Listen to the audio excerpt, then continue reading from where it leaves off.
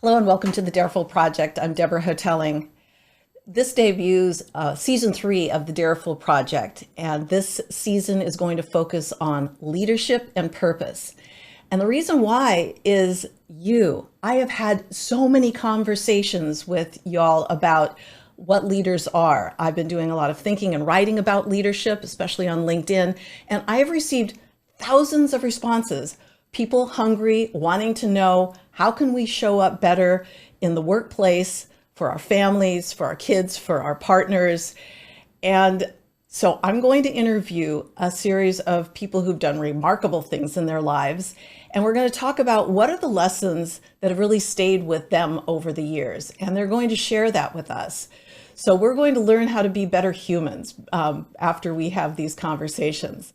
Now, debuting this season is someone who led Boeing, someone who led Ford's turnaround, even in the depths of the Great Recession, and who is considered one of the best corporate leaders in the world.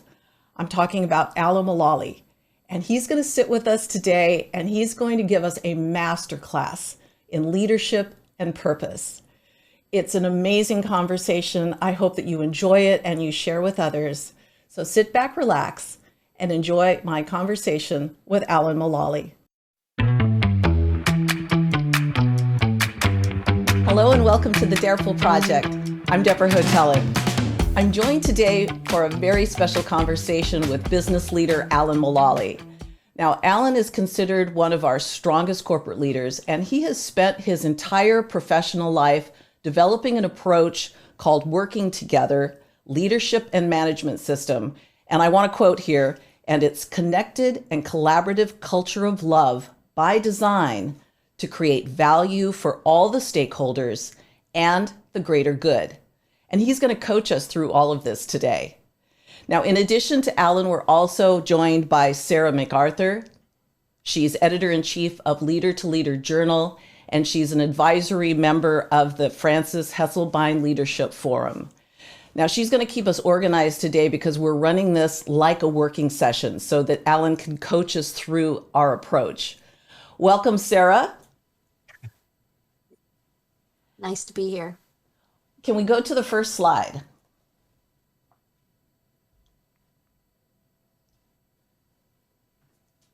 So throughout his career, Alan has developed and nurtured the Working Together Leadership and Management System. And he's going to share with us how he developed this approach.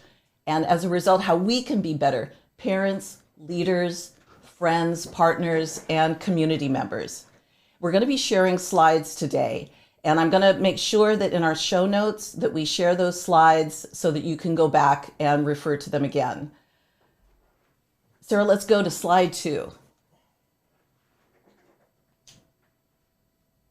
So before we dive in, a word or two about Alan's professional journey. So he served as president and CEO of Ford Motor Company from 2006 to 2014. And under his leadership, Ford transformed itself into one of the finest automotive companies in the world. And I had the pleasure of working under Alan's leadership during that time. Prior to joining Ford, Alan served as executive vice president for Boeing Company, president and CEO of Boeing Commercial Airplanes, and president of Boeing Information, Space, and Defense Systems from 1969 to 2006. He was named one of the world's most influential people by Time magazine. He was Chief Executive of the Year by Chief Executive Magazine, and he was named number 3 on Fortune's World's Greatest Leaders, number 3. And he's going to explain to us why being number 3 is important. He currently serves on the board of directors of Google, Carbon 3D, and the Mayo Clinic, and he sits with global leaders like he's sitting with us today, coaching them on how to embrace working together in their own lives. And we're going to learn more about that right now. Alan, welcome. Well, Deborah, thank you so much, and a great introduction. And I really like the number 3 that you pointed out. And I'd like everybody to know that, I mean, a lot of people ask me, well, Alan, how do you feel about this being number 3? And my answer to them always is, I'm really pleased and happy to be number 3. because number one was the Pope. And like the rest of us, I'm still trying to go to heaven. So I'm very happy for him. So we have something to aspire to there, right? Exactly. We all do, because God is really important. Your religion's really important, because to serve is to live. So let's get into this. Let's go to slide 3, Sarah. So these are the questions that we want to talk with you about today, Alan, hoping you can coach us through. So let's start at the beginning. Let's go with our number one question there. You've served your family, Boeing and Ford, and our communities around the world in such a positive way over the years. And so many folks have noticed and have tried to be better leaders based on your example. Share with us how you're working together leadership formation, how it formed, how it developed, and your service journey. I'll be happy to do that, Deborah. And also, it was really fun to agree on these 4 questions, because they really capture who a person is, their leadership, their principles and practices, and their beliefs, their values, and especially their behaviors to create value and growth for everyone around the world. So, Sarah, if we can go to the next slide, please. Okay, now, this might be the best answer to the number one question. And this is a book that Frances Hesselbein, Marshall Goldsmith, and Sarah wrote. And as you described in the introduction, Sarah is a fantastic leader, and she also was a best friend, dear friend of Frances, and a co-editor of the Leader to Leader Journal. And also both of them were implementing the Peter Drucker Foundation, which between the two of them, they were the two most significant leaders moving from command and control with the Industrial Revolution to working together leaders that are including all the stakeholders.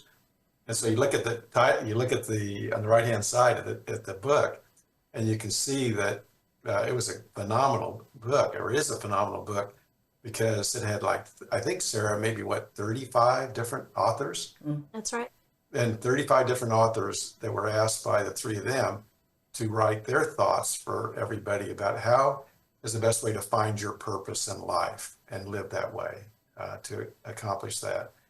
And so all 3 of them came to see me, Deborah, and they said, okay, Alan, we would like you to write the foreword to our new book. And they described the new book on the right.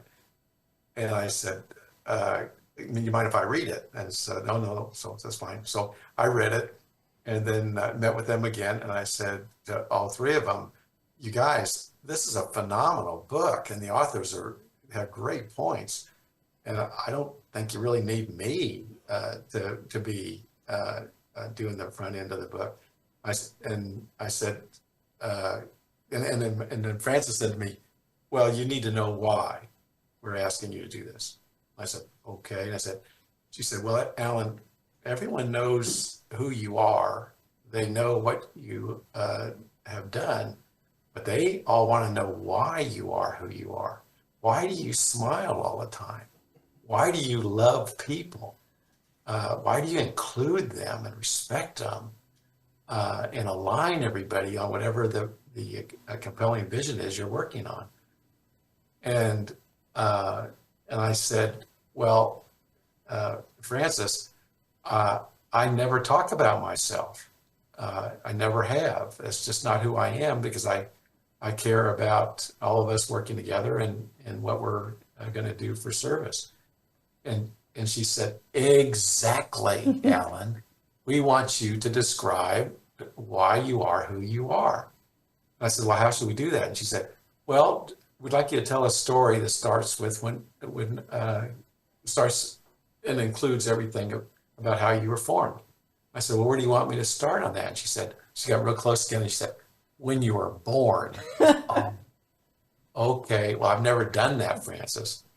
And she said, okay, So we'd love you to do it. So I said, okay, I'll try. I sat down, I started writing it, Deborah, uh, I started having fun because I'd never said, it's kind of a neat thing for everybody that we're talking to today is just write down your whole life and how you became who you are with your beliefs, your values, and also your behaviors. So I did it, and I thought, oh, I bet they're going to give me a lot of suggestions for improvement. It looks like it's written by an engineer. It's got bullets and stuff like that, as you can see, and uh, they read it, and they said, okay, Alan, uh, we and Wiley do not want to change one word about what you said here. Okay, so this is the first page. Sarah, the next page. So it starts out with talking about Francis. Then it describes Alan's story. This is my writing, and you can see the first one. It gets really really specific, very clear. The purpose of life is to love and be loved, in that order. Thanks, Mom. Thanks, Dad. Okay, next slide, please.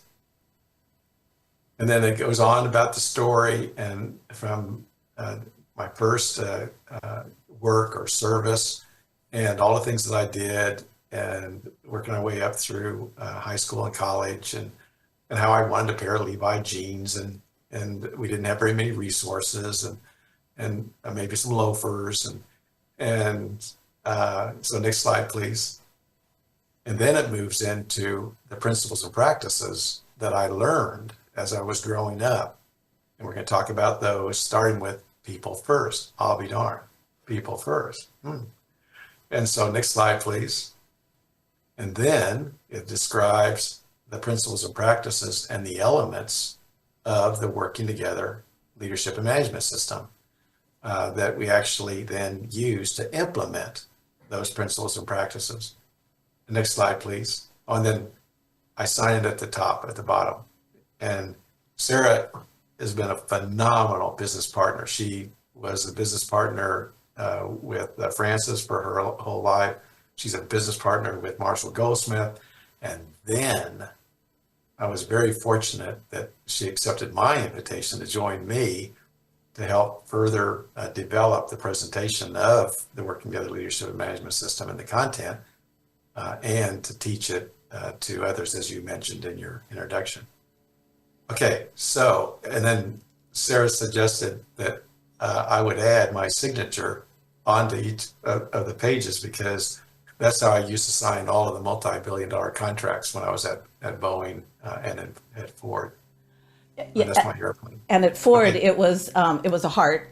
And as we know, there are folks who have left Ford and they still have that heart that you would send back to them. It had so much meaning. That's true. That's true too. Also, I signed all my stuff at Ford with that airplane, and I could tell you since you brought that up.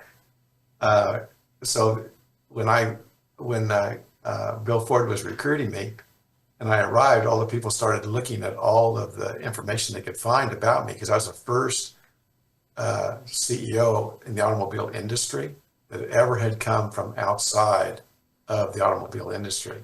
So here I was coming from the aviation and aerospace industry. And so that was my airplane. And so they all saw that and they said, okay, Alan, we'd like to get you off to a good start. And we want to suggest a drawing for you that would be an automobile, maybe even the F-150, the number one vehicle for 50 years. And I said, okay. So they worked on it. They kept bringing me versions of it, but they're all so sophisticated that I couldn't do it in 2 nanoseconds like I could my airplane. So I said, no, that's okay. I'll just, I don't need to sign anything. And so they came back the next day. They said, okay. Alan, they kept saying, Mr. Mulally. Okay, so Mr. Mulally, we would like you to use that same signature for all your work at Ford. And I said, really? And they said, yes, because we are working on potentially a flying automobile in the future. So that looks just like a flying automobile. So this is you. You are both Boeing and Ford now. Okay, now, Sarah, next slide, please. Okay, now, Deborah, I summarized all of that in this one slide for all of us today. And this describes my formation as a human being and also as a leader. And on the left-hand side are all of the things that I learned from my parents and Reverend Dr. Turner, who was the head of the Congregational Church that was right across the street from our home in Lawrence, Kansas. It was absolutely terrific. And this is the education and the service that I learned. And you look down the left hand, and then on the right hand side is the rest of my life, to your question about how I started out with the learnings on the left. Then I continually furthered my education and my service through all of the other aspects of my life. So this is my answer to your question. And what's interesting about this on the left is how I learned this, because we didn't, as I mentioned, we didn't have a lot of resources, but my mom and my dad absolutely loved us. And they taught us all these principles and practices. And the way they would do that, Deborah, was unbelievable, because, I mean, it was fun, but it was I was held very accountable for learning them. So every morning on the way to school, out the door, from the day that I can remember, my mom and my dad would ask me these questions on the left. So my mom would say, "So, Alan, do you remember the purpose of life? It's going to be very important for you today." I said, "Oh, Mom, I sure remember what you taught me about that. The purpose of life is to love and be loved." And my mom would get close to me and say, "And honey, remember, in that order." Oh, thanks, Mom. Then the next day, my dad would say, "Honey, remember, to serve is to live." Oh, absolutely, Dad. And that was very interesting to me, because without a lot of resources, and back to my comment about I just wanted a pair of Weejan shoes and some Levi jeans that fit in with everybody, that going to work would be really important, because I learned from my dad that you get compensated for that. And so that's how I loved doing that. And that became my service. I never thought about it as work. I was there serving because I was living, and serving was enabling me to live in a great way. So then the next day, seek to understand before seeking to be understood. Phenomenal. By working together with others. Whoa. We all knew what the word working together was. And I'm putting these in quotes because they took working together to a whole nother level. Is when you work together with others, you can make the most positive contribution to the most people, not just the people you're working with, but for all the other people that are benefiting from what you're doing with these people. Expect the unexpected and expect to deal with it. Really, in a rapidly changing world, holy cow, this is important. And do it in a positive way. Absolutely. Lifelong learning and continuous improvement. Such a big deal, because the data says that most people have to get past about 35 or 40, then they stop on their lifelong learning and their continuous improvement. They think they're there, they have it, but we want to be learning every day for the rest of our life and continuously improving. Respect everyone. Such a powerful thing. We are all creatures of God, and we're worthy to be loved. Develop one integrated life, that is your life's work of service, which is a powerful, powerful concept. Because as we all know, most people think you have two lives. You have your work and life, and you have your rest of your life. Well, don't you just have one life? So we're going to talk about that a little bit. Work's just part of it, especially if that work is your service. And then I'll never forget this one, Deborah, ever. It's nice to be important, honey, but it's more important to be nice all the time. Okay, now you look over on the right-hand side, and every aspect of my life with those mindsets there, I was focused on continuing education, lifelong learning, continuous improvement, and service. Whatever I was doing by myself, but also everybody I was working with, was all about service. What are we about? to serve others. All the way through all the different jobs I had, from TV guide route and paper route and construction and farming and just helping all of the professors, because I needed to make the money to pay for my education, which I did. So I was helping them. So KU, Massachusetts Institute of Technology, continuing education and service, and wonderful appreciation. And then I met Nikki at the University of Kansas, and we've been married for 54 years, and we have 5 children and a rapidly growing set of grandchildren. And again, talk about education. When you get married and you have children, a lot of education, and really, really important about service. Continuing Boeing's project program and business, my thesis advisor when I was working on my advanced degrees was the previous leader of aerodynamics at the university, at Boeing. And he had decided to come to University of Kansas because he wanted to teach everything about aerospace and aeronautical engineering and airplane design. And I was his first graduate student working on my master's and my doctorate. And he was just a phenomenal influence on me, with education and service. And he actually, Deborah, was one of the first professors that we did programs where we included all the different disciplines in graduate school and in college to create airplanes for Cessna and Boeing and Learjet. And on one of them, we always voted for a leader. And on the one that was the biggest airplane project that we did, everybody voted for me to be the leader. And so he kept saying to me, when he was telling me about Boeing, he said, and he said this in an article when I was nominated to be the engineer of the year for the 777. He said, I told Alan, in addition to his aeronautical and astronautical engineering, that his working together leadership was going to make a big difference when he joined Boeing. And I never thought I was going to leave Boeing. And then I got a call from Bill Ford, the great grandson of Henry Ford, and he was so neat and he was so authentic and he shared everything with me, and I just couldn't believe how serious a situation they're in. And I'll tell you a little bit more about that.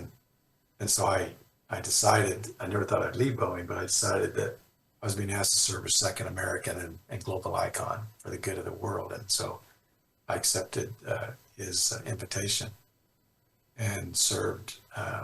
So I served Boeing for 37 years, and I served Ford for 8 years. And now, Deborah, because of you, we are here sharing now our working together leadership and management system with others. And the bottom line of this is on the bottom of this slide. And between Sarah and Marshall and Francis, they had this conversation with me over and over again. And they explained this to me with great detail. So, Alan, we know you well. You've done a great job of sharing your formation all the way along. And this is the way we think that you live. This is who you are. It's what you do, and it's how you do it. And now, for the first time, because we asked you this, you have now shared with everybody why you are who you are, and who you are, and what you do is you believe so much in working together with others. That's why it has quotes on the word working together, because working together is a pretty known expression, but it means including all of the stakeholders that you're working with, and you're going to work with them to include all of their knowledge and all of their expertise and all their caring, but also you're going to create value and growth for all of them also. So you're going to be doing this leading, and you're going to lead with who you are, and that is you lead with to live as a human being and to love and to serve with humility. So that is the answer to your wonderful first question, which is the first time that I've ever shown this much detail in my whole life. when I did this working together with Francis and Sarah and Marshall. Alan, it seems that your parents are remarkable people. Tell us their names so that we can remember them. Oh my gosh, Richard and Lorraine. Richard and Lorraine, thank you for your service. They seem like amazing people. Well, they well, they were so pleased and so proud. They had pictures of me. My mom kept track of every article that was written about me throughout the years.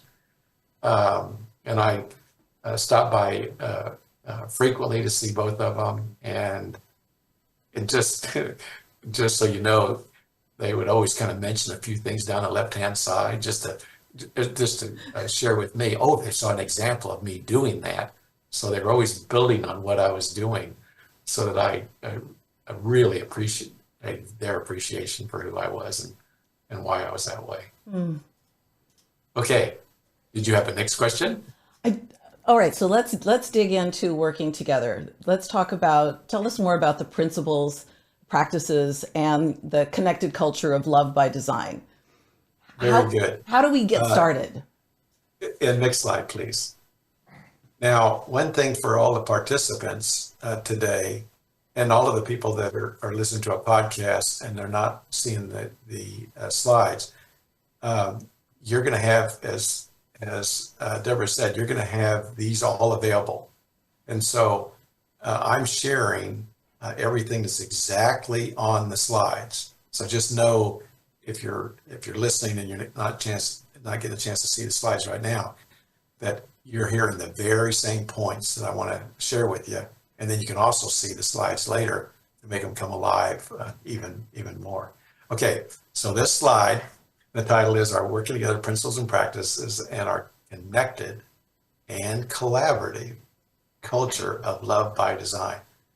And Deborah, I have been told so many times, originally, not so much now, that I was the first CEO that people ever heard use the word love. No, I'm not looking for a date. I'm thinking about humanity and doing the right thing for humanity.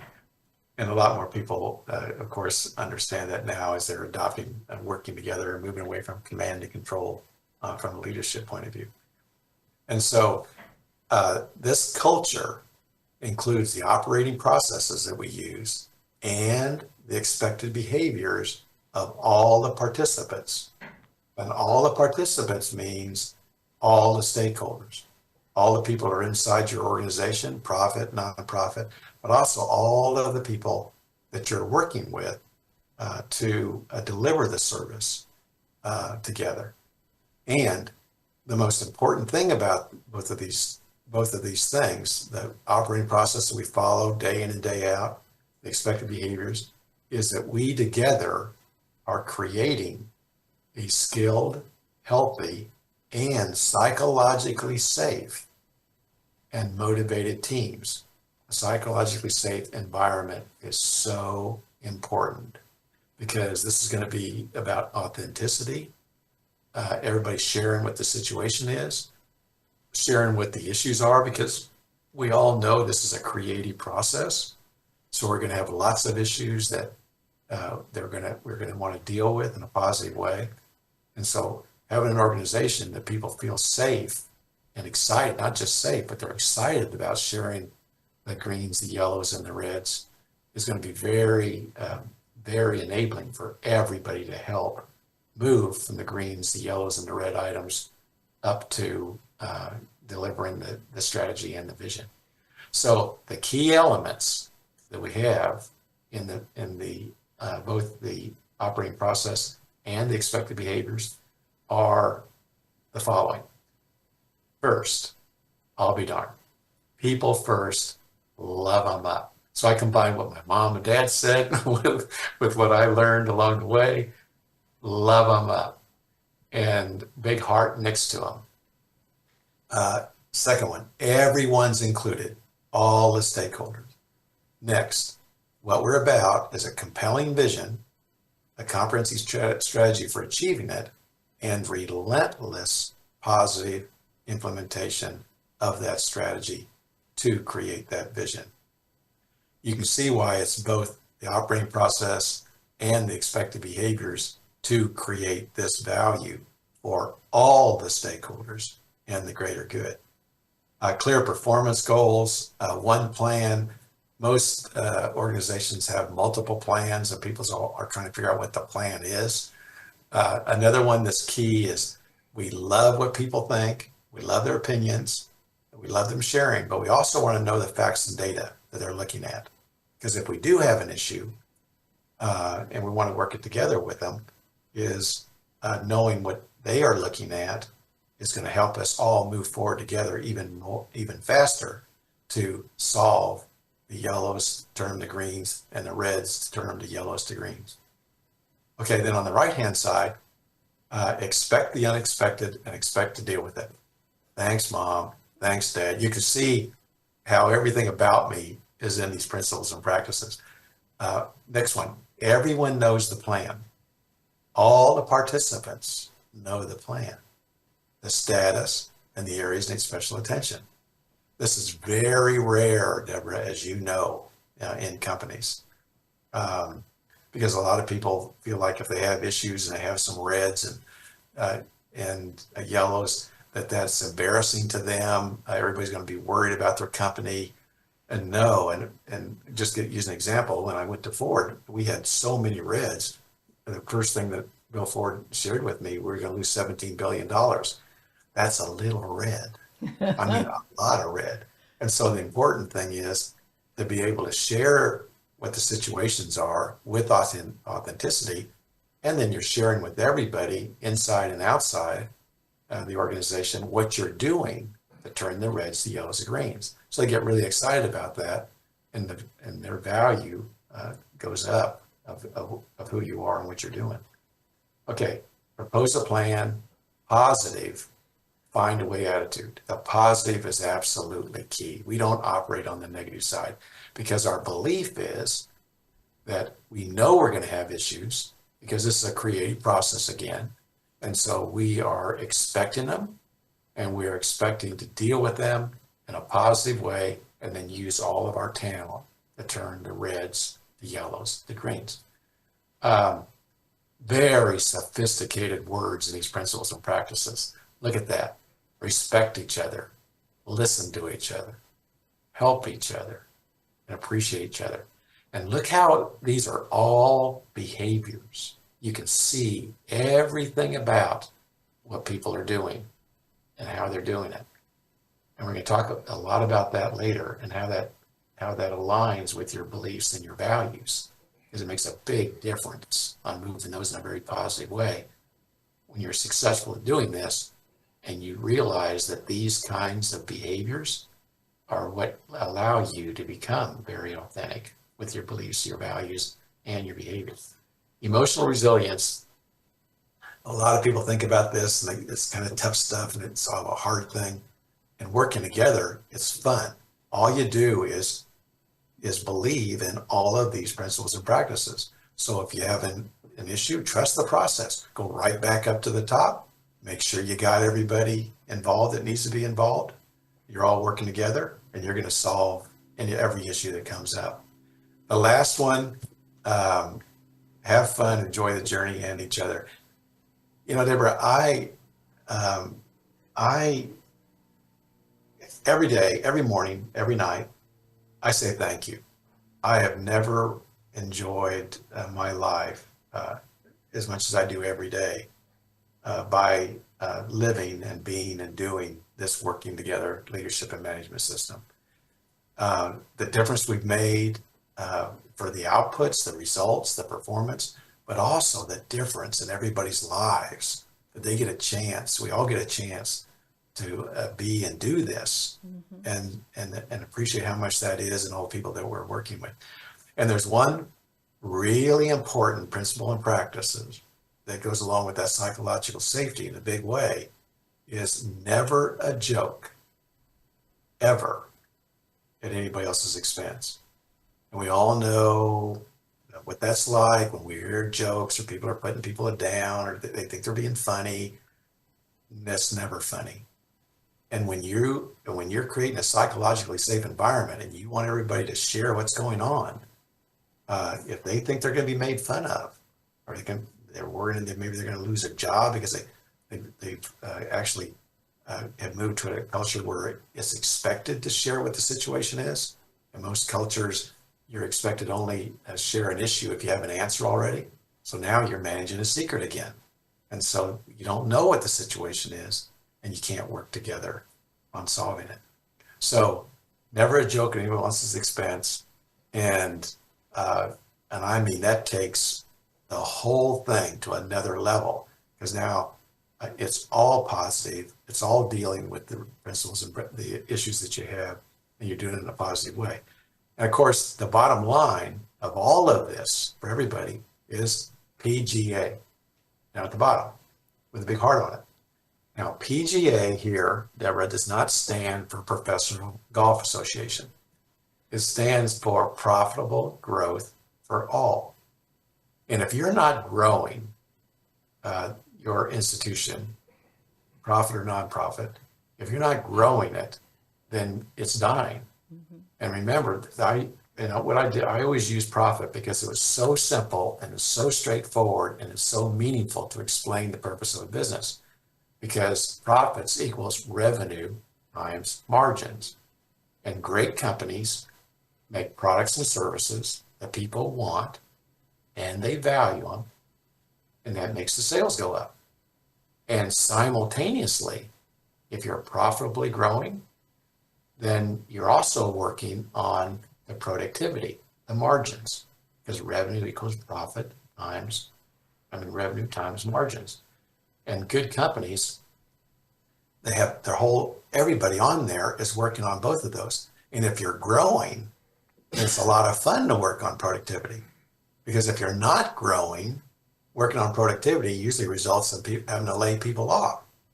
And so then you wonder why people aren't excited about working on productivity, because they're the ones that are going to lose their job. Mm-hmm. No, if you're growing, then you are getting now all of the emotional and the cognitive intelligence of being applied to not only the products, but also how you do it.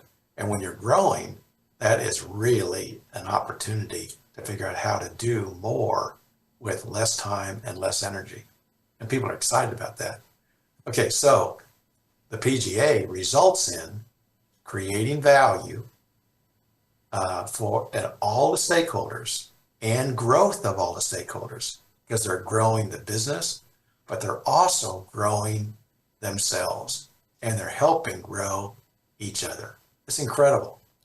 So Alan, we talked, before we leave this slide, everyone knows the plan, the status, and what needs special attention, which sounds great, but it doesn't always end up being that smooth. And you have a great story I'd love you to tell of when you went to Ford and started leading there, and Ford was in a very bad way, and still everyone felt compelled to come in with, green, rosy solutions to everything. And what you did for the first brave person who came in with, we have a problem. Oh, yes, absolutely. Well, as you implement any new culture or an improvement to a culture, the most important thing that I'd always do is to share everything that we're talking about today. So these are exactly the same slides and information that I took with me from Boeing that I used on every Boeing airplane, from the 707 all the way up through the 787, and especially the 777 airplane family. And so I shared all of these principles and practices, plus the leadership and management system I'm going to show you next, with everybody. And they asked lots of great questions. I mean, the talent at Ford is phenomenal. And they were coming from all around the world, because I'm going to show you that the real strategy was to create a one Ford, because Ford was set up by Henry Ford all around the world. So I selected all the leaders. They were fantastic leaders in every one of their disciplines: engineering, manufacturing, procurement, communications, everything, HR. And so I explained it to them, and I thought, gosh, they thought this is going to be fun. We're going to do this every week, and I'd start out the meeting. They wanted me to start out the meeting and explain the our vision, which I'm going to show you, and the strategy, and the plan, and the status. And then each member of the team we go around the room, and everyone would share their strategy, their status, and the areas they think need special attention. And they'd color code them, because that's a way to get everybody's attention about what the real situation is. So we started the BPRs, and a lot of them didn't know each other because they're from all around the world. So we started working on the relationship, and that got to be really good. And we ended up having about 300 charts as they developed their charts. But it turned out that they were all green, to your point. And so I remember the first time that I leaned forward a little bit, and I looked at them, because they're all connected all around the world too, as we're doing the BPR, the business plan review, every week for about 2 hours. And let me go through the whole thing with everybody. And I said to them, now we've shared some data here you've never seen before by the finance leader. And that is, we're going to lose $17 billion. So I said to them, is there anything in your area of responsibility that might not be going well? And I mean, eye contact went down to the floor and under the table. And because, again, like we talked about, this culture was new, and having this culture that was going to be transparent, and you're expecting to share everything, and you're also supposed to share whether they're reds or yellows or greens, and you're responsible for it. You know it more than anybody else, so it's accurate. So the next week they were all green again, and now people were looking a little bit more down underneath the table.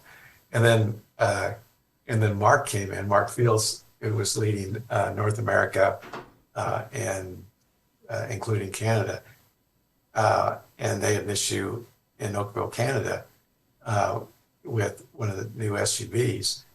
And so we had agreed that we were going to make world-class quality and performance on all the vehicles, which we were doing. And so, and if we had an issue, then we wouldn't deliver those vehicles. So he stopped production. So he's having his meeting, his business plan review, the night before we're doing ours. And up comes this chart that's about the launches of the new vehicles, the new product development. And usually we had 35, 40 vehicles around the world that we were creating. So up comes this vehicle, and the 3 columns are the technical status, the schedule status, and also what it means to the financial impact. And for this vehicle, it goes green, green, and green. And he says to his team, this looks like one of those red things Alan's talking about. And the team kind of, listens, and they go, yeah. And he said, so I think we should color this one red. And one of the senior vice presidents actually said to him, Deborah, when we did this before, people sometimes just lost their job because you weren't supposed to bring up a problem if you didn't have a solution. And he said, well, I see why Alan's saying this. We all do. He wants us all to know so we all can work on it together and solve it if we need help. In this case, I think we'll solve it, but I see why he's asking this. So let's do it. And then another senior vice president says to him, nice to know you, Mark. Good luck. And so the next day, we start the business plan review, green, green, green. And then up comes this red chart. Whoa. I mean, it got so quiet. The eye contact went down to the floor again. They're kind of looking out of the side at me. They're looking at Mark. And I started to clap. And later on, everybody told me that when they heard me clap, that we were in the world headquarters of the Ford Motor Company, in Dearborn, Michigan, on the 11th floor, and two large doors were behind me. And they thought that my clap was going to result in those two doors opening. Two large human beings were going to come in and extract Mark from the meeting because he had this gigantic red. So I said, Mark, that is fabulous. And that's the kind of visibility that we need. And can you tell us a little bit more about it? And do you need any of our help? Do you want to put that on the special attention list or not? And he explained it. He said, we just have run into it. We have people working on it. I think we're going to be able to solve it. And I'll let you know next week. I'll give you a status. And then if we think we need everybody's help, I'll mention that too. So I said, that's great. And I also said to everybody, any of the leaders have anything you want to say right away to get help, Mark? And three of them had a comment. This all lasted for about, 20 seconds. But one of them said, the head of engineering worldwide said, Mark, I've seen that issue before. I'll get you that data today. And the quality leader had the same kind of comment. And then the head of manufacturing worldwide said, okay, I know we're going to figure this out. And so you're going to need some manufacturing engineers up there to help do the transition from your new part, from your old part to your new part, and then get the vehicles flowing around the world. I'll get those up to Canada right away. And then we went on. And next week, it was the only red, and everybody's looking at me. They're looking at Mark. And I had said to Mark during the week, he was sitting on the other side of the round table. And I said, Mark, I'd like you to sit next to me this next week. But I forgot to tell him why I said that. And so he thought that I was going to fire him in front of everybody because he still had a red item. And so he shows a red again, and we're still supportive of him. And then, a couple of weeks later, it turns to yellow, and then a couple of weeks later, it turns to green. And the next week, Deborah, the entire 300 charts looked like they were part of a rainbow. Mm-hmm. And there were a number of reds, but there were still a lot of greens and just a few yellows and a few reds, because you want to celebrate all of the greens at the same time you're looking at the yellows and the reds, because this is about the whole thing. And there's a lot of things there's always so many things to feel good about, and it's inspirational so that you positively work together on the reds that require you together. And so once we did that, then from then on, I knew no matter what happened, including the economic crisis in 2007 and 8, which is the worst recession we've ever had since the Depression in the 20s. And the very same process, it had a huge impact on us, and we did our working together, and we actually did not ask for money from the U.S. government. We did not go through bankruptcy like GM and Chrysler, because the working together enabled us to deal with all those issues in a positive way. Yeah.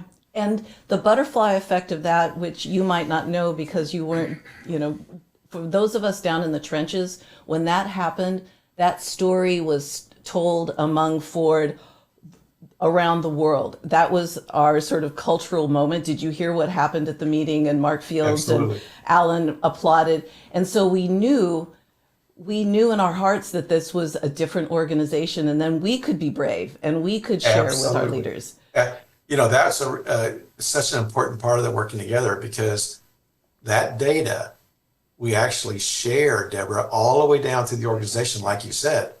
And so, because it goes to everybody, because they're the ones that are leading, color coding them the following week. So the data goes down through everybody along with the financial data. Back it comes up. And when you're looking at the charts, what you see is, here was the color last week. Here's the color this week. So I've missed maybe 10 12 BPRs in my 47 years of serving. And no matter where I am, even with the kids and we're traveling and stuff, they all want to see it too. So we just call in, because they want to see all of the colors changing. And here comes the new reds. Woo, wow, that's exciting. I want to know about that. And then boom, here's a red going to yellow and a yellow going to green.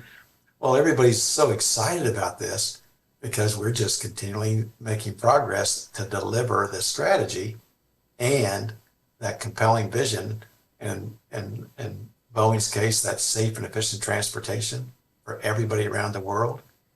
In Ford's case, it's the open highways to all mankind around the world.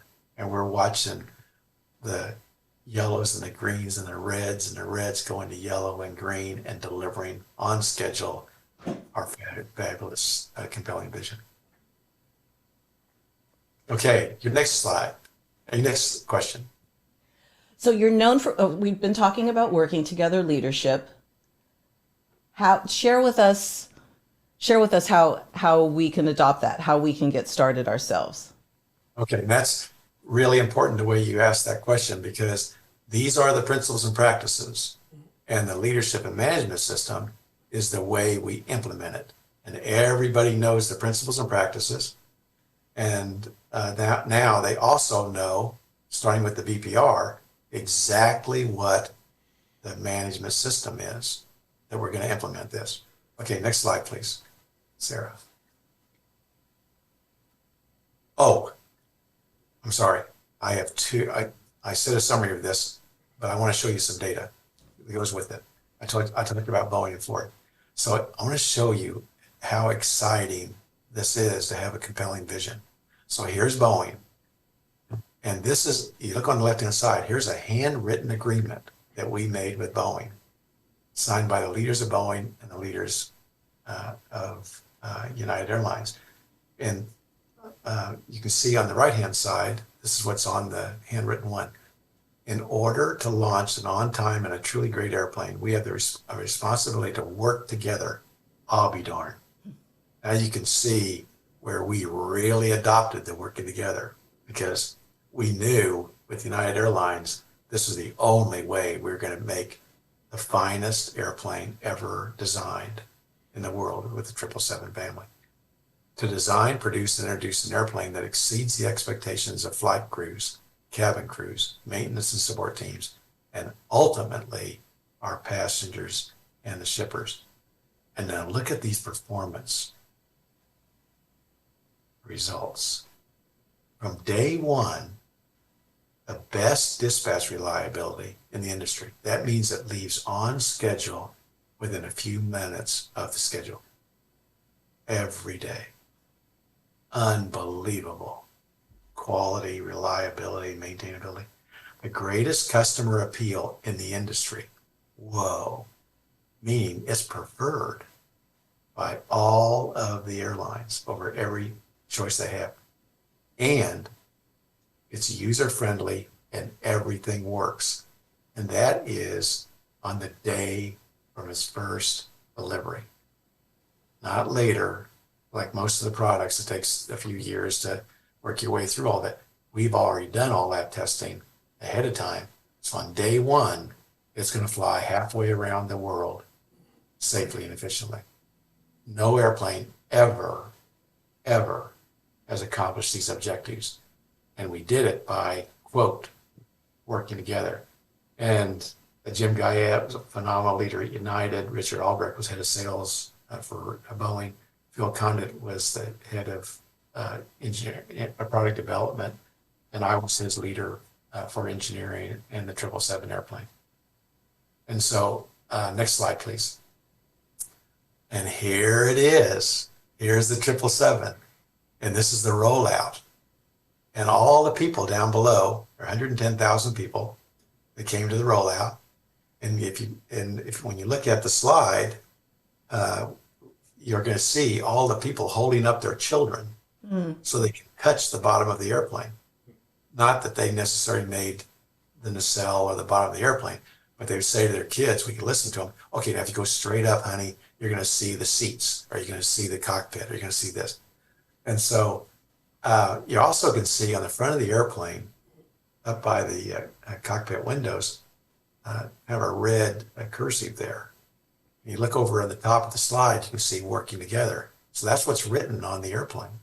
Whoa. Now that is very unique because on airplanes getting ready for first flight, you always put on the pilot's name because they are the only ones that are on the airplane. Okay, next slide, please. Here they are. And so here's John and Kenny um, and so look at the airplane and you can see they're working together now. And so when we painted the airplane, we had their names underneath the windows. And they came to see me and they said, Alan, this is the most phenomenal experiences that we have ever had. We've never been invited from day one to help with the creation of the airplane. And it's going to be the best airplane ever designed. And we would like to celebrate everybody that contributed. And so we want to replace our names with working together for the first flight. And I could tell by the way they're saying it that I had to agree. And so I had them, for fun, I had them share this idea with the entire leadership team at the BPR. I mean, I've never seen so many tears. Mm-hmm. They were going to have their name on the airplane, working together. They're part of the team. And you can see all of the launch airlines, all their symbols, their brands down the left-hand side. And then we did this first flight. Usually they're like an hour and a half for a first flight. And remember, you don't know an airplane works until you fly it. And so we've done everything, verification, validation, everything ahead of time. But it worked so well that their flight was over 4.5 hours long. And they had a couple of just small issues. They actually started the flight test program to validate all the rest of the airplane. So it was a most fantastic first flight ever. Okay, and next slide, please. Now, moving to Ford. Here's Bill Ford. I told you about how neat he is. He's just a phenomenal leader. He's the titular head of the Ford family, great grandson of Henry Ford. His whole career, I loved working with him. Best partnership, one of the best partnerships I've ever had. He actually said to me, if you want to replace me as the chairman, in addition to the CEO of Ford, I'll be happy to give you that responsibility too. And I said to him, Bill, I would only come if you stayed as a chairman because you represent the entire Ford family. You own the company. You have this wonderful history. You know it. You're interested in turning around what the previous CEO did by buying Aston Martin and Jaguar and Land Rover and Volvo and not focusing on Ford anymore. And so I'll only come if you stay as the chairman. And we have one of the best working together relationships ever. I shared everything about him with working together, and that's one of the reasons one of the biggest reasons he wanted me to come, and my experience implementing it. So next slide, please. And I included this for everybody that's watching too. Here's a slide of opening the highways to all mankind. And this is Henry Ford's original vision, early 1920s. And you can see the factory in Dearborn right behind, and you can see all the vehicles. And all the words down at the bottom of this slide are so fun to read because he described everything about their strategy to accomplish this vision. And that strategy is almost verbatim the same as our working together strategy and that we use at Boeing and at Ford, and especially the working together part. And then next slide, please. I included this for you and all of the team, all of the people that are watching. And this slide is the One Ford plan. So here's our strategy. And this is this was on a card that everybody carried. It was also on the walls in every office around the world. And on the front half of it was the one team, one plan, one goal. So it had the basic strategy and the plan. And look at the backside, had the expected behaviors. And all of those behaviors include all the ones that I showed you earlier, but I did it with the 14 because I wanted them to be part of it, and I wanted to tap into all of their knowledge and expertise and experience. And look at the way they organized it. FORD. Okay. And so, I mean, this was adopted by all 400,000 people immediately. I mean, plus it all went to all of the stakeholders also. And then you can see down at the bottom, the 5 or 6 elements of the plan. And we're going to support the markets all around the world, not just the US. And you can see the size of the airplanes, small, medium, and large, where the small ones are really a big deal, which is what we really did, and which Ford's doing again now. And also, they're going to be best in class and small, medium, and large. And also, the last element was a leadership team globally that is working together and all these expected behaviors. And that resulted in us moving from that $17 billion loss to 7, 8, 9, $10 billion profits. And we became the number one brand in the United States, the fastest growing around the world. We paid back all of our $23.5 billion loan that we took out to help with the financing. Also, we moved from near the bottom on the automobile companies that the suppliers like to work with, where we were number 2, almost equal to Toyota, which was number 1 in the world. And the neatest, and also on the profitable growth, our intraday low on the stock price was $1.01. And when I left, it was $18.37. So it had appreciated approximately 1,837%, which is why I get an email or a note every day from all of the people around the world about the value that we created, as well as the growth for everybody. And then, of course, the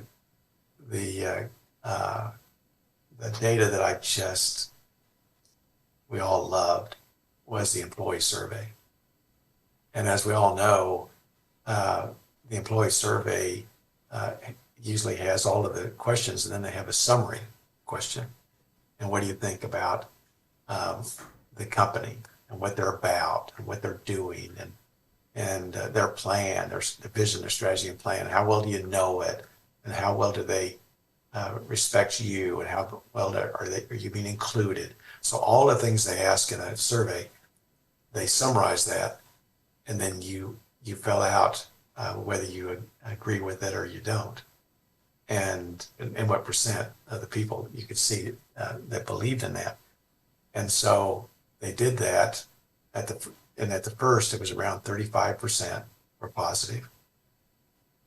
And what's interesting is that most companies are somewhere between 35 and 45%, just in general, everywhere around the world, which means what an opportunity, because that's saying that most people are not there to help build a cathedral. They're just here to make some money to try to live on.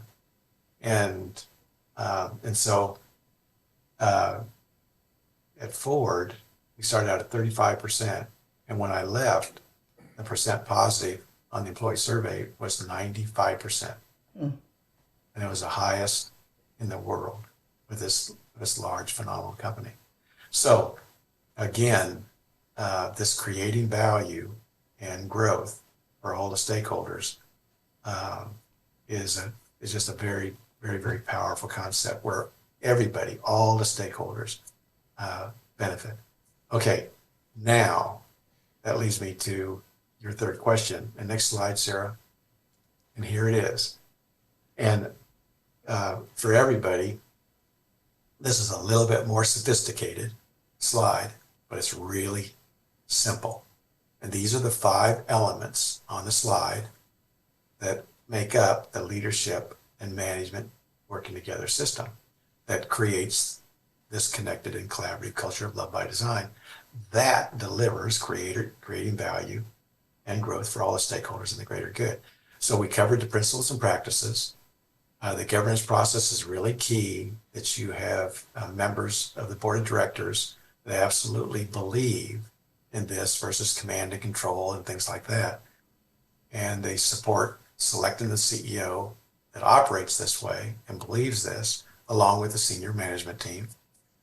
And then the leadership team, you can see all of the characteristics that are important. I mean, all the people that you recruit for all the different jobs need to be world class at it, engineering, manufacturing, procurement, but also you're also including all the stakeholders. So stakeholder-centered leadership. The leaders are coaching and facilitating, not command and control, telling everybody what to do, because you have all these hundreds of thousands of people that are really, really, really intelligent now with a very positive and working together attitude and behaviors. And of course, cohesive, diverse, inclusive with everybody. Humility, love, service, thank you, Mom and Dad. Courage, discipline, resilience, ability, authenticity, which we're going to talk about, integrity, positive mindsets, starting with growth, and psychological safety. And also, you can see the biggest one of the most important that we've talked about, is that this leadership team is responsible and accountable for the leadership and management system, with zero tolerance, to your question, Deborah, zero tolerance for violating the operating process or the expected behaviors. Or you have that conversation with somebody, and it's okay.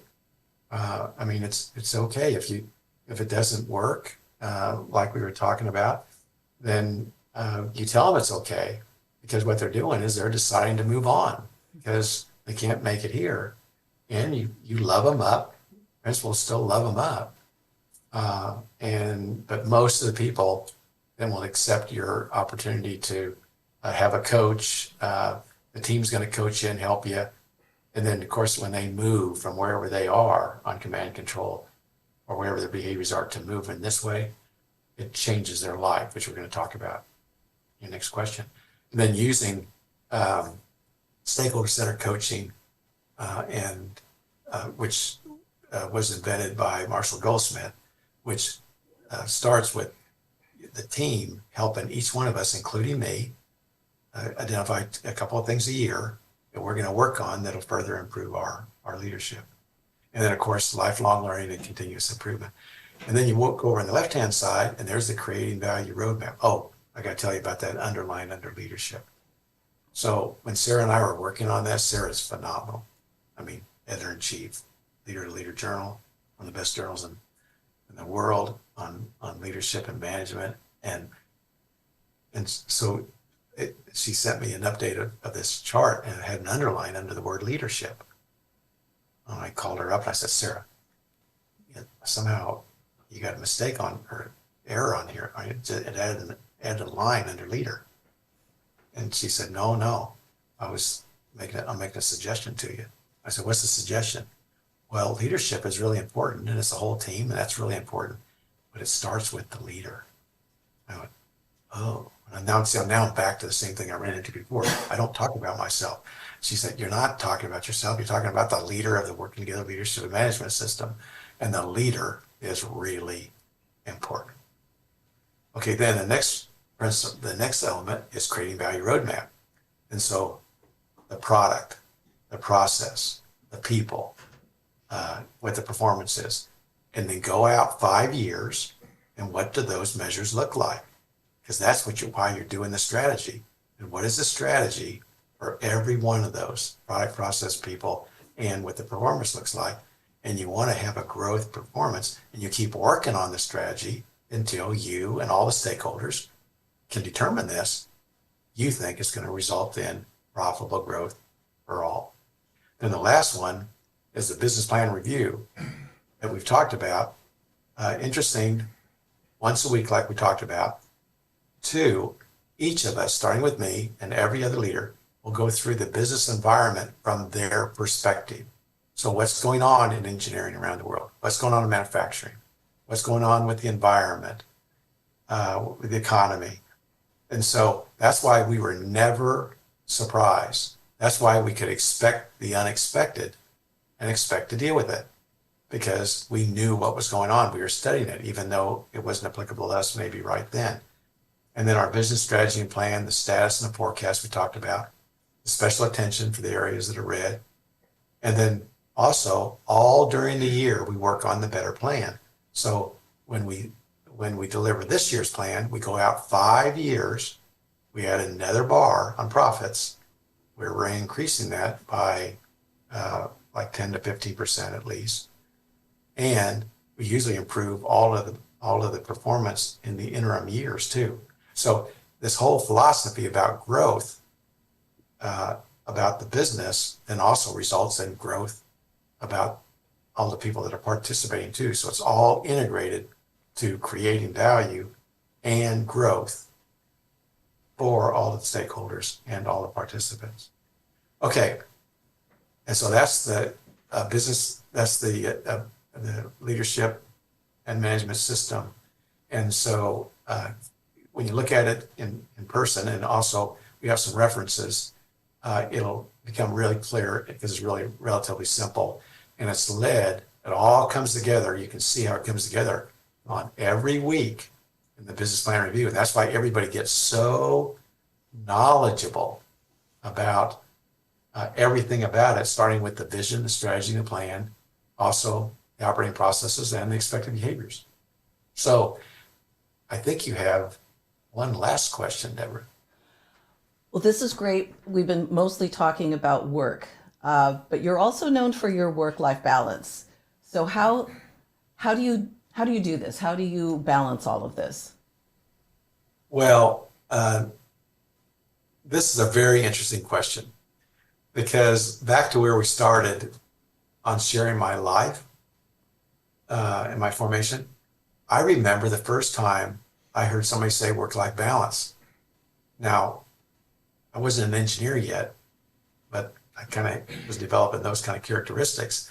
I thought to myself, what does that mean? Aren't you just alive? Isn't that one life? And what does it mean to have two different lives? And you have a lot more aspects about your life than just your work. And remember, I was moving to service. So even that word was kind of interesting to me. So next slide, please. And if you look on this slide here, we had authentic. So Sarah and I were trying to think of what's the best word we could use to really capture what happens when you operate this way and you have behaviors this way, and then they start to change who you are as a person. And who you are is established with your beliefs and your values, because that's what determines what your behaviors are. That's why people would always ask me, well, how do you find the beliefs and values of the people that you require that are needed to be a working together person? And I said, I'm not a psychiatrist, I'm not a psychologist, I don't know about all their mindsets, their beliefs, and their values, but boy, I could sure see their behaviors. So everything that we've been talking about are about the behaviors. And then we're holding everybody, starting with me, accountable for these behaviors. And if we violate them, we'll just say we're sorry. Because now we have the list up there, we all know it.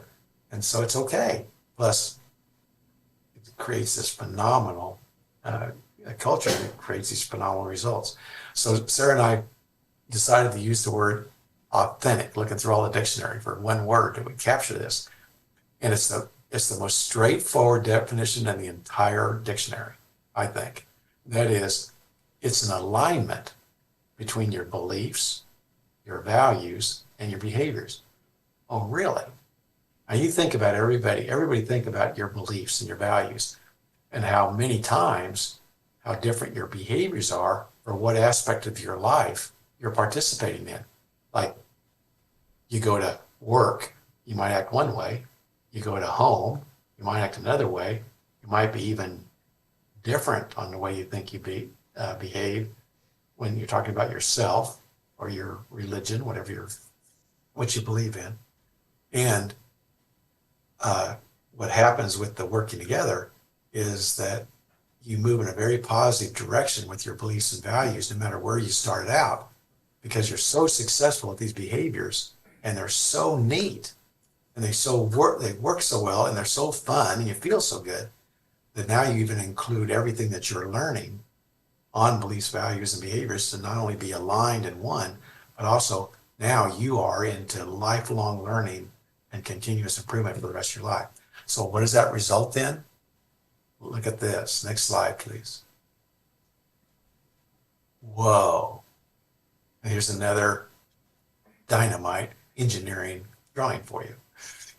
One life and life's work of service. I didn't walk away from work. I know a lot of people like to use that word, but I know that more people are going to start, the more that they are associated with the working together leadership and management system, boy, that work turns into service, because that's what you're doing. So it's your life's work of service. And lifelong learning, continuous improvement, and look inside. And you can do, and this is a great exercise for everybody to do. Fill out the inside any way you want, all the aspects of your life, and then jot down what you think about each of those. And how's it going? How's your occupational life going? How's your family life doing? How's your spiritual life? How's your community life? How's your personal life? How was your life listening to Deborah and joining her today? I mean, so everything, just jot down what you think. And then also, then think about what you might want to change about that. Because this working together culture is going to help you do that, because everything that you're going to do you're going to need working together to do it, not just by yourself, but you're going to need to work together. And so this is what enables you to have an authentic and an integrated and one life of life's work of service. And by the way, now this is your love made visible, because you're leading service with humility and love. And now it's not just inside your head with your beliefs and your values. You are sharing this with everybody, because that's what you love, is what you're doing. So you can imagine the impact that has on people. If you look over on the right-hand side, you can see the different ways that you can do the business plan review for any aspect that you want on your life.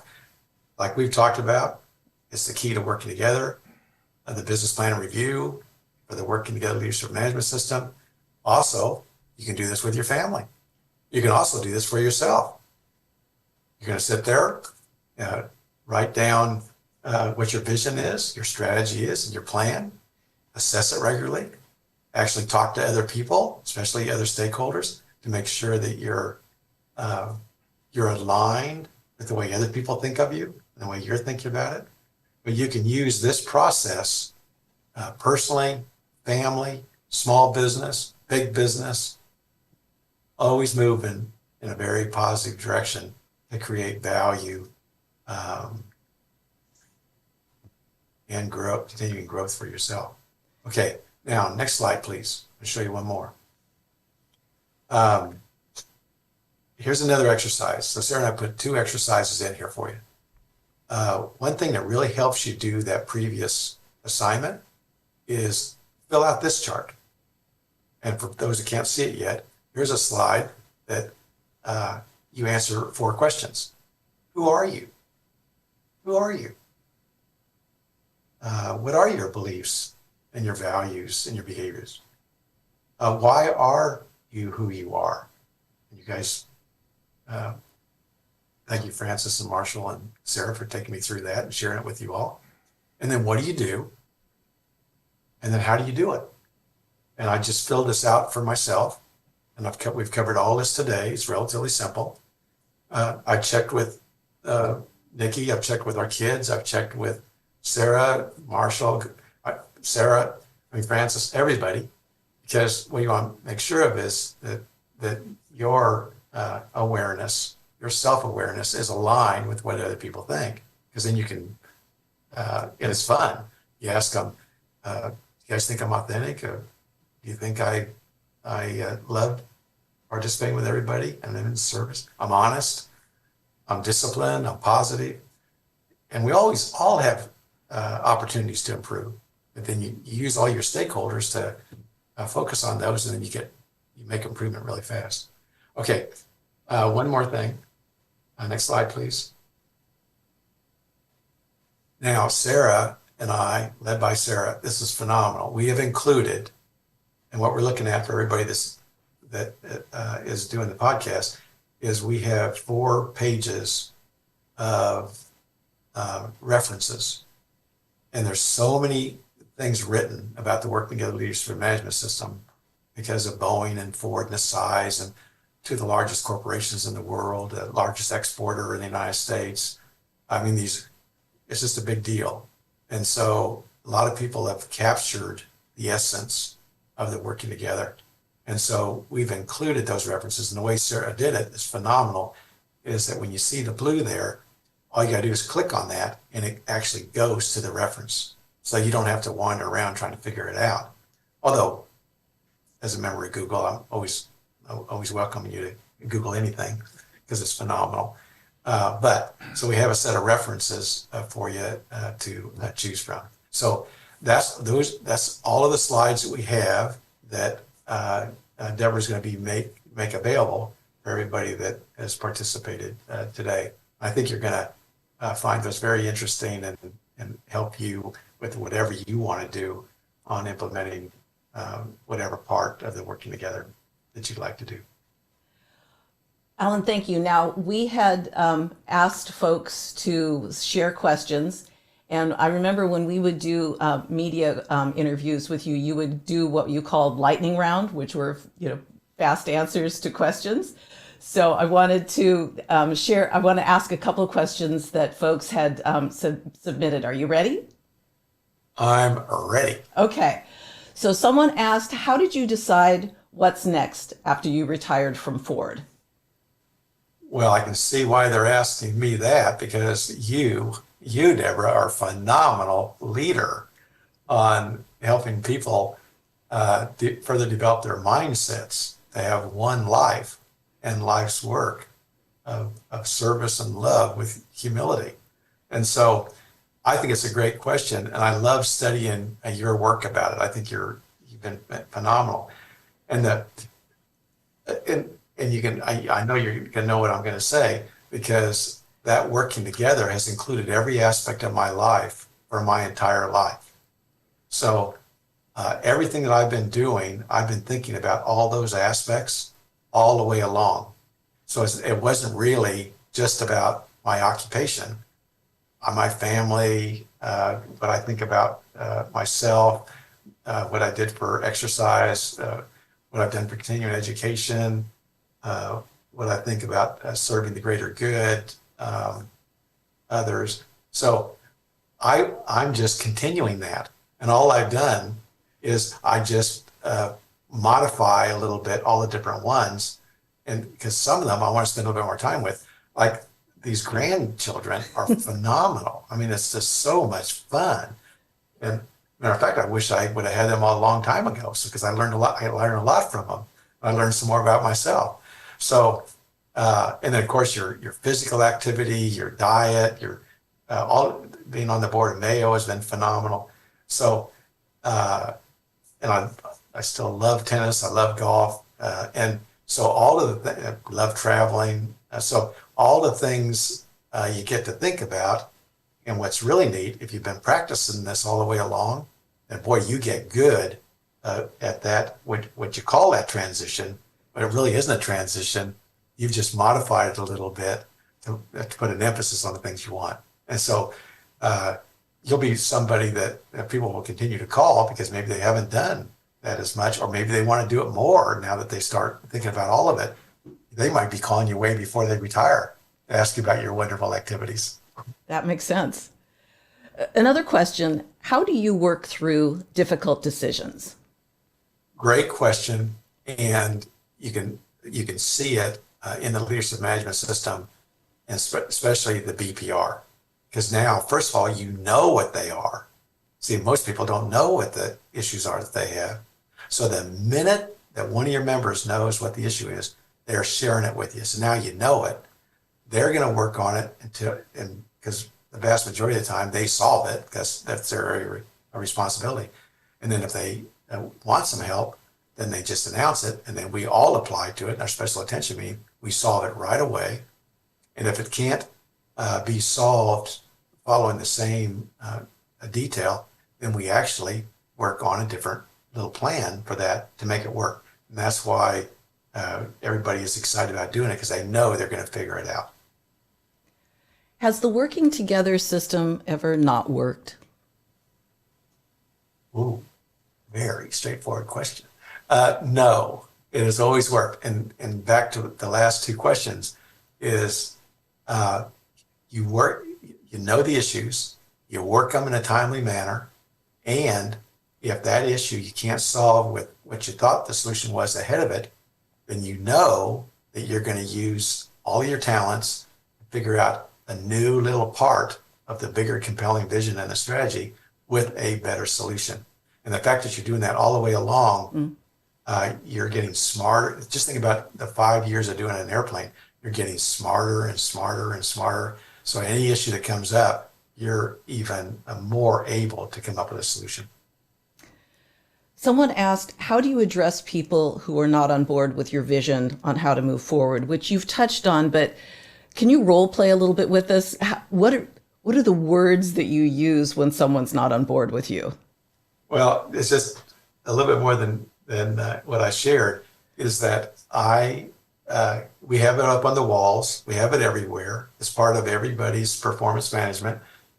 And so if somebody chooses, and I'll just use an example, somebody, a couple of times in the business plan review, they'll go after somebody. They'll share something and they'll go after them in kind of an aggressive way. Might have an opinion about what the answer is, and so they want to do that in an aggressive way, tell them people. So we all watch this. And in my case, I'll just use my case, but everybody does the same thing. So I follow them up to their office. These are senior people. And I ask them how they thought the meeting went. And they share, and I said, what'd you think about the way you said that to so-and-so? Well, I know it was a little bit aggressive, but it was an important thing that I had to contribute. And I said, what did you think about everybody's response? The whole team was sitting there. And he said, well, I thought they looked interested. Well, I think they looked scared. And they also, did you notice they got really quiet? Well, I guess they did. Well, how do you think that's going to contribute to working together? I mean, the most important thing is that you have psychological safety, and you're safe, and you can share, and you're expected to share what the issues are. And it's not about you. You're not red. You're really green. And you are doing something no one else can do. It's showing insights that no one else can share. So you can work together to solve them. And this leader said to me, Alan, I've had a great career. I've been promoted over and over again. I'm the senior person in this discipline. I'm very valuable. I don't know whether I can change my behaviors. And I usually would say to them, I understand. And they would say to me, Deborah, oh, that's great, Alan. That's great. Because I just think it's so neat that I can just be me. I don't have to do this, change my behaviors with everybody. And it's okay with you because it's okay. And I respect you for that. That's great. Thank you very much. Well, not quite what I mean. What I mean is that it's okay because you're deciding to move on. And because we can't have what happened today because that'll destroy our working together culture. And so here's what I want you to do. I want you to go home tonight. I want you to talk to the people that you love and they love you. Tell them about what happened today. then I want you to come back and tell me tomorrow what you're going to do. And if you want to stay, if you want to coach, I'll coach you personally too. And I'll admit to the team because we think the world of you because you're a human being and you're very, very talented. And if it doesn't work for you and you don't want to do it, then we'll see if we can find you a position that you don't have to interact with everybody this way. And also, probably you might want to just go ahead and leave and do something else where you can be the way you want to be. And the reason I want you to come back and tell me is I don't want to guess. We all don't want to guess. And if you come back and tell me you want to stay, then the first thing you're going to do in the next BPR is you're going to apologize for what you did in front of everybody in a nice way. That's not a big deal. I apologize every once in a while. And then you can tell them what you're going to do. And I'll guarantee you, if you say, I'd like to stay and I'd like you all to help me on my behaviors, work on a couple of them every year. I know you're going to feel really great. And if you want to move on, I know you feel great too. So that's kind of the essence of your question.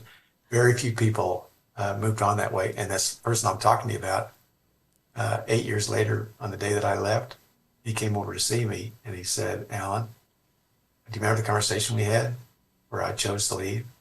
I said, I sure do. And I also had stayed close to him through the 8 years because I respected him so much. I'd bother him by calling him and asking his thoughts on things, which he loved. We were staying as good friends. He said, well, the one thing I want to tell you is of all the decisions I made in my life, there was one I wish I had made. That was to stay with you and move from command and control to working together. Mm. So you can imagine when everybody knows that you're going to be expected to be held accountable, they know that if they operate, if they violate the process, they violate behaviors, then we're just going to talk to them about it. And then they can decide. And if they want to stay, we'll help them. And they're, of course, they're watching the smiles on everybody else's faces because they're all enjoying it. So, it's a big decision you got to make. And it's okay. It's okay, Deborah.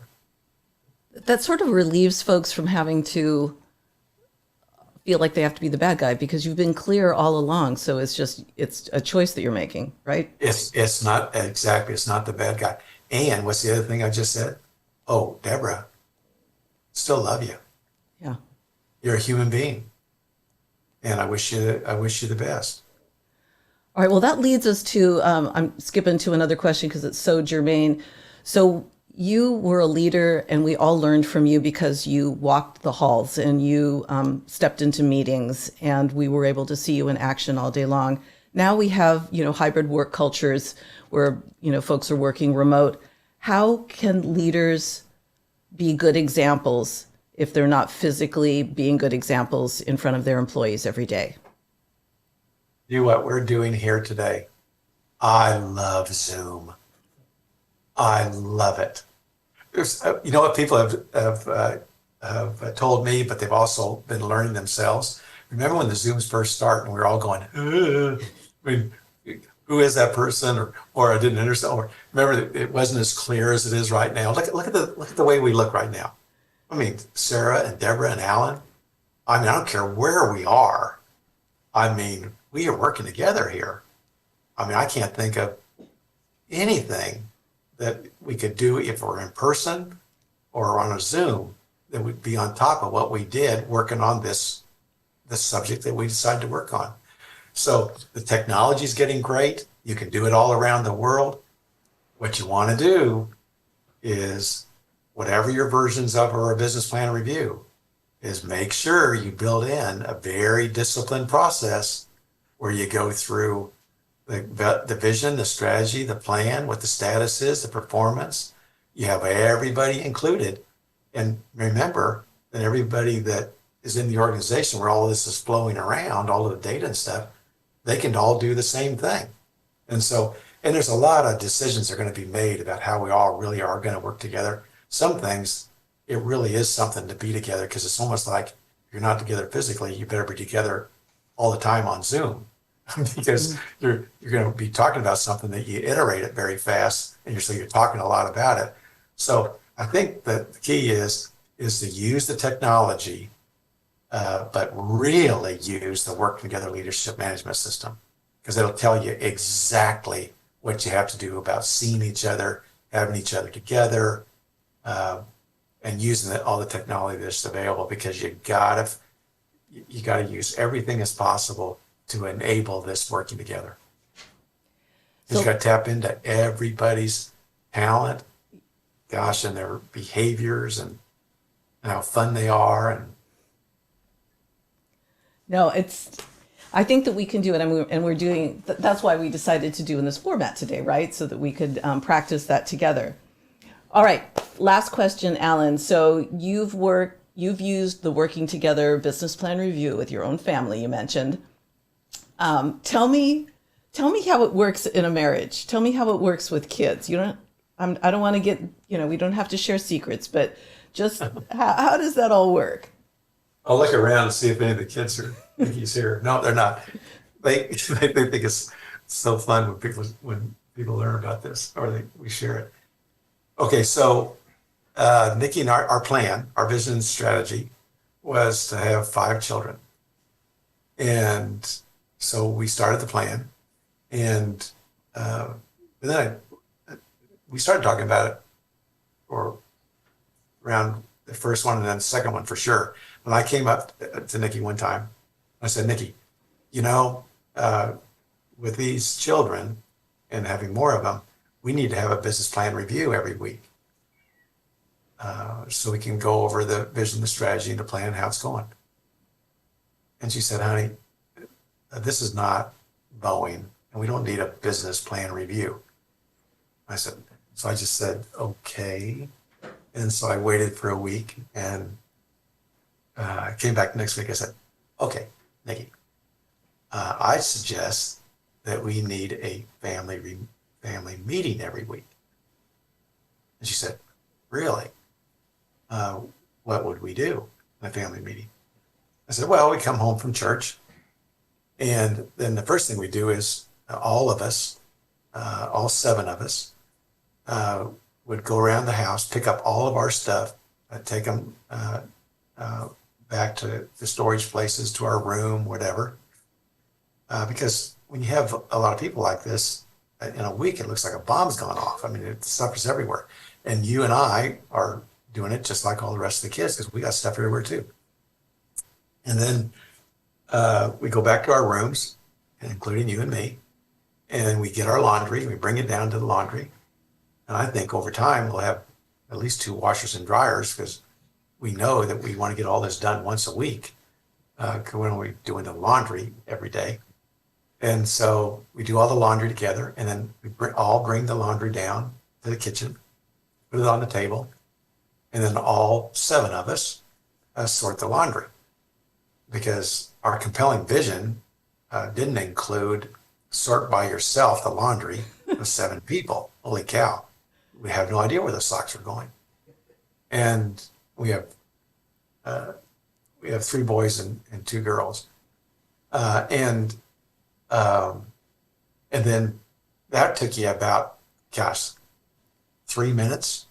When you have 7 people sorting the stuff and they know all their stuff, and then take the laundry back to their room, put it away, then bring their calendar down to the kitchen table, and we all sit around the table, and they have their loose leaf notebook. And then we go around the table, and every person goes through their schedule for next week and shares what they're doing, and also any areas that they need help, like you need some taxi cab service, some cheerleading support, parent-teacher conference. And then we all look for opportunities to sign up to help each other. And then I'd go back to Boeing, and I'd sit down with my assistant, and she'd build it into the schedule. And everybody knew where I was. I'd disappear for an hour or 2 or whatever, but they knew I was back. And then the next item was that along with that, you needed to share anything that you're doing next week that could result in a positive thing that would become public, and we learn about, because we need to know about that because it's about our family. But also anything that'll be negative that you're going to choose to do, it'll impact our family. Like if you're going to steal something or do drugs or whatever, I mean, let us know ahead of time, so that we can be prepared to deal with this. Now, this didn't solve every issue as they're going through teenagers, but it sure helped if you're going to be accountable and responsible for what you're going to do. And then um, the follow on to that, or maybe right before that, was that whatever you were doing, we go around the table, and if you had any suggestions for improvement or questions about the working together, or suggestions how to improve it, you would share that. I'll give one example where one of the girls said they're going to do a dance recital, and so they needed a driver because they weren't a driver yet. And so our oldest son has just gotten a driver's license and said, "Okay, I'd like to take you. That'd be great." And so she goes out and waits, and he forgot her. So in this meeting on Sunday, she said, and this is how they learn to talk to each other and give feedback when you do this every week. So she said, "Okay, Chris, I'd like to tell you that I'd just like to share with you that I really missed you last week. And I was really sorry that I missed my recital because I was so ready to do it and practice. And also I wanted you to see it. I wanted you to come. I wanted to share it with you because you're a dear friend, and you forgot me. You forgot to pick me up." I've never seen him so white. I mean, and I never, ever saw him let her down again throughout the rest of her life. And so, again, this process of working together allows you to have these conversations in such a civil way, in such a neat way. And you're not going after somebody else. You're talking about yourself, about what it meant to you and how that impacted you, as opposed to saying somebody's this, that, whatever, and so people are very thoughtful and very sensitive. And then just one funny thing about it. So we're together 2 weeks, or 2 times a year, somewhere around the world, because they're everywhere. And every time they're together, especially after they could have a drink, they would start telling stories about their working together. And one time it didn't sound like they enjoyed that one very much. And I said, "So why did you come, or and why didn't you say something?" And they said, "Dad, do you remember what the last item was on the working together leadership and management system? Our family meeting version of that?" And I said, "No, I don't know remember what the last item was." And they said, "You passed out the allowances to all of us." Of course we needed to come and be and do working together. It all works together, right, Alan? It all works together. And we have all been working together today to learn. Yep. I am so appreciative of your insights and your sharing. Any last thoughts for us before we say goodbye? Well, it's a pleasure to see you again. Clearly, I'll always appreciate your service at Ford. Communication was unbelievably important, and it was so good. You can imagine with working together, sharing with everybody what the strategy is, what the vision is, what the strategy was, what the detailed plan was, sharing the reds, the yellows, the greens, including all the stakeholders, loving them up. Communicating that was incredible. And it was the best experience I've ever had of doing that. And then going through what we went through, where our competitors were going bankrupt, and we didn't do that. And we created the best product line in the world at the time. It was pretty phenomenal. So I'll always appreciate you, and also, and everybody. I also appreciate what you're focused on after retirement too. I just think that's really cool. So I want to thank you. I want to thank Sarah, one of the best partners I've ever had. And thanks, I think, for today too. And we're going to continue to serve the greater good by all our activities with the leaders and stuff, but also with the working in the leadership management system. So I wish everybody the very good fortune to just keep moving in a direction of service with love and with humility, because it's so good for all of mankind, and it's so fun, it's so satisfying, it's so special. Alan, thank you so much for your generosity and for this masterclass in working together. Thanks again. You are welcome, and I'll hope to talk to you sooner rather than later, okay? Thank you. Thanks, Sarah. Thanks, Sarah. Oh, thank you. Thanks for listening to the Dareful Project. Please follow, like, and leave a review. It really helps. We're on all your favorite platforms: Spotify, Apple Podcasts, Google Podcasts, iHeartRadio, Audible, TuneIn, Amazon Music, Stitcher, SoundCloud, and YouTube. And to connect, you can email me at Deborah@dareful1.com. That's Deborah, Debra, at dareful1, that's with the number 1.com. Thanks for listening.